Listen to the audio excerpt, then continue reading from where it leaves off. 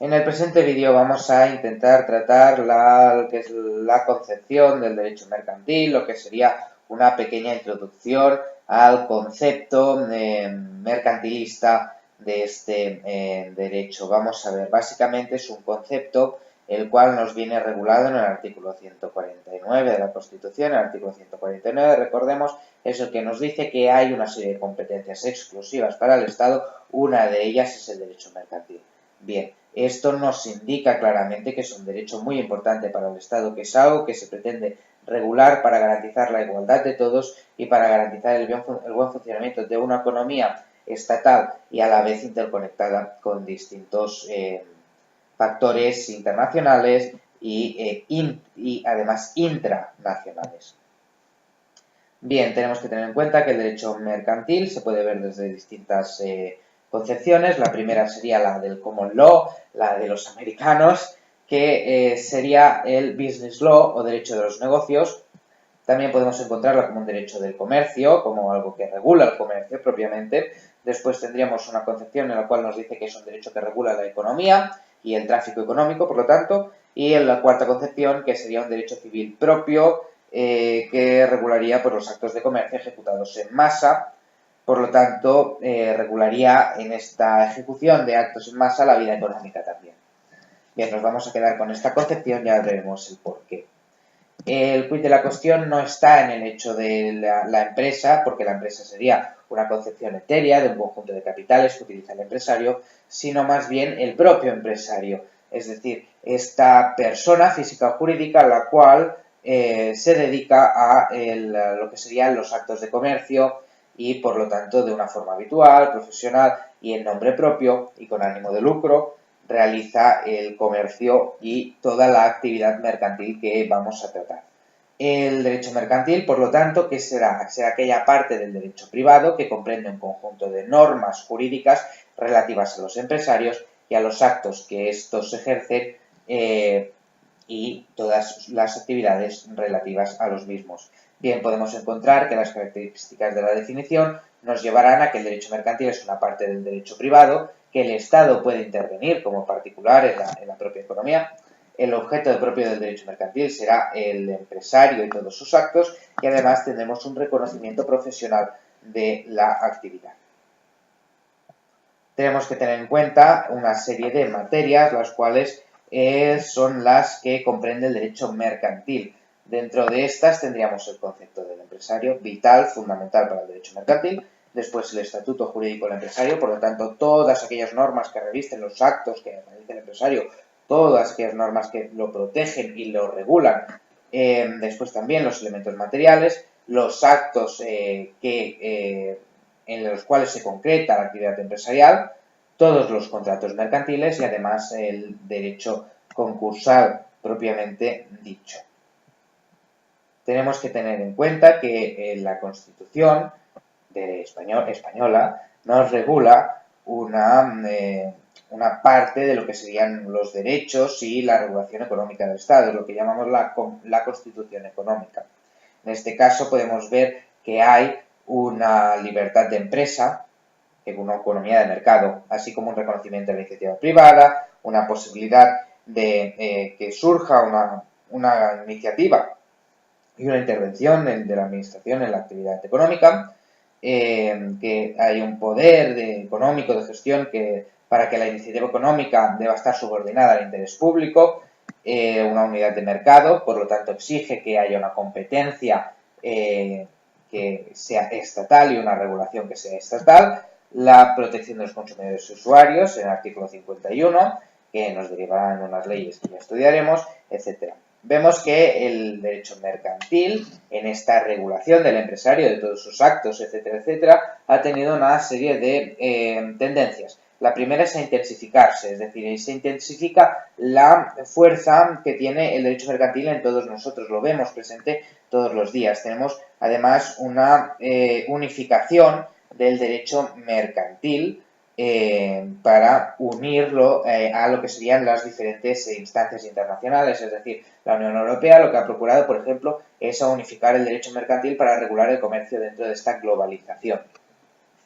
La intensificación de la administración, como hemos dicho en el primer punto, lo que nos lleva es a que haya un mayor control de las empresas y del empresario y, por lo tanto, una protección de los consumidores usuarios, que sería el siguiente elemento. Además, el desarrollo económico nos lleva a realizar pues mucho más tráfico económico dentro de lo que sería las tecnologías de la comunicación, es decir, Internet, etcétera, etcétera, y por lo tanto necesitamos una regulación sobre ello, además. Y tenemos al final una tendencia a tratar de forma unitaria el derecho privado, es decir, el derecho civil y el derecho mercantil son algo similar y por lo tanto vamos a unirlo. Ello no significa que haya especialidades, sino que simplemente hay esta tendencia a unificar el derecho privado. Bien, sobre la formación del derecho mercantil, básicamente el origen del derecho mercantil es consuetudinario, es decir, viene de costumbres, el derecho que realizaban los comerciantes en sus intercambios y por lo tanto, pues al final de la costumbre de realizarlo, de realizar los actos de la misma manera, se crea este derecho consuetudinario, esta jurisdicción consular que le llamamos. Posteriormente, evidentemente, todo lo que serían las decisiones sobre lo que había que decidir se realizaban en estos consulados comerciales, digamos, y por lo tanto en esta jurisdicción consular. En España, a causa de la invasión musulmana, el comercio no se desarrolla tanto, salvo en el norte, sobre todo en Cataluña y el Cantábrico. En Cataluña tenemos lo que sería la Corona de Aragón, tendríamos pues muy importante el libro Consulado del Mar de Cataluña, de Barcelona, perdón, y en el comercio del norte con lo que sería la Liga Hanseática, que serían todas estas ciudades del norte que se unen en el comercio, pues el Cantábrico también participa de alguna manera. El libro Consulado del Mar, que he hecho referencia anteriormente, incluye ordenanzas de seguros y derecho marítimo, se convertirá en una de las mayores regulaciones comerciales de la historia de Occidente, y posteriormente encontramos las ordenanzas de Bilbao del 1737, las cuales son acogidas por todo lo que serían los virreinatos y provincias de ultramar españolas y por lo tanto son la base del derecho mercantil de allí y es esta la gracia en la cual nosotros nos encontramos, que es muy similar al derecho mercantil tanto en España como en las demás zonas de Latinoamérica o también conocida como Hispanoamérica, Iberoamérica, etcétera, etcétera. Bien, sobre la codificación, posteriormente entramos ya en la época, en los siglos en los cuales se decide codificar y unificar el derecho para racionalizar y dar certeza. En este caso se elimina, por lo tanto, la posibilidad de que haya un órgano en medio del Estado y del ciudadano, es decir, esta jurisdicción consular, que regule, sino que es el Estado el cual adquiere esta capacidad y, por lo tanto, será el que dicte la norma.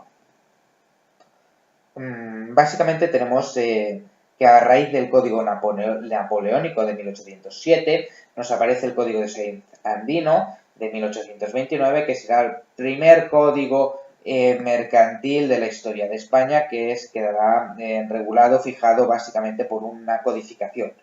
Después, posteriormente, tenemos en 1885 un segundo código, que será el que actualmente está vigente y es un código el cual pues favorece el comercio, intenta favorecer el comercio dentro de una economía de mercado capitalista y con las posteriores y sucesivas reformas es el que nos ha llegado a nosotros, que se basará básicamente en lo que se llaman los actos de comercio, que ya lo vemos.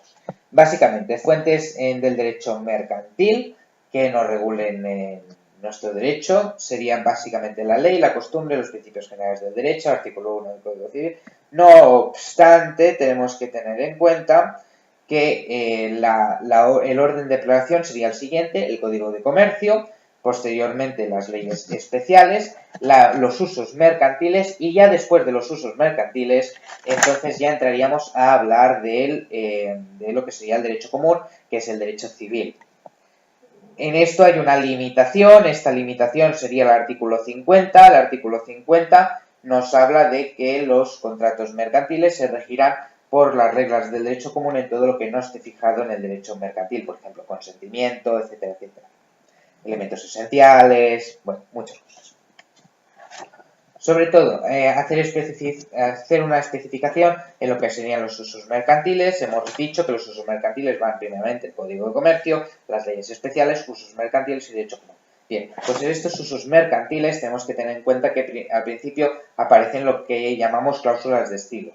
La repetición de estas cláusulas nos llevan a la objetivización en un determinado sector de una práctica y esta práctica se convierte en costumbre. Esta costumbre rige, por lo tanto, para todos aquellos miembros del sector. Finalmente, en cuanto a normas de derecho comunitario, tenemos que tener en cuenta que es muy importante porque uno de los principios de la Unión Europea sería la libre circulación de capitales, por lo tanto también el libre comercio, la unión de mercado, y en este sentido nos dirigimos hacia una unificación del derecho mercantil en toda la Unión Europea, como ya he dicho al principio de este vídeo, con una cesión de soberanía del Estado hacia las instituciones europeas, que son las que nos envían directivas y nos envían ciertas normas comunitarias que nosotros debemos cumplir y debemos también conocer y analizar. Bien, pues muchas gracias. Seguimos con el siguiente vídeo.